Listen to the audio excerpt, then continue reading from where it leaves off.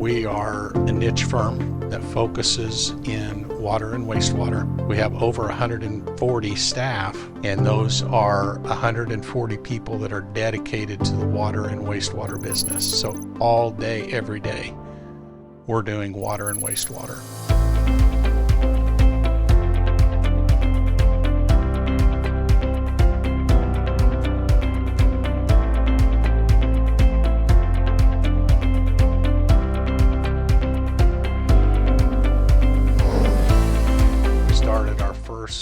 Kentucky project a little less than 5 years ago. Started talking about opening the Bowling Green office shortly after that. We were successful on 2 projects, and then that really made us decide that, hey, there's some opportunity and some need in Kentucky for our type of expertise.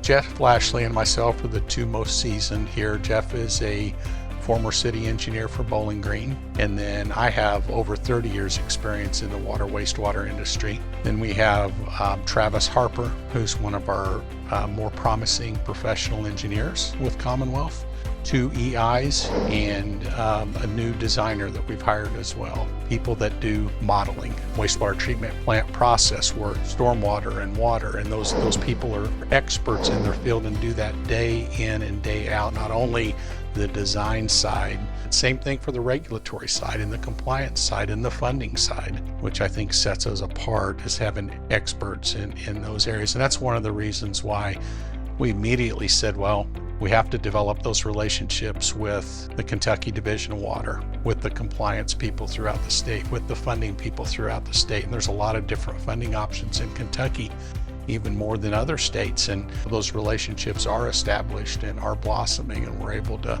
capitalize on those environmental and funding relationships to help our clients. Commonwealth Engineers, our staff are located here in Bowling Green, Kentucky, and only a short drive away.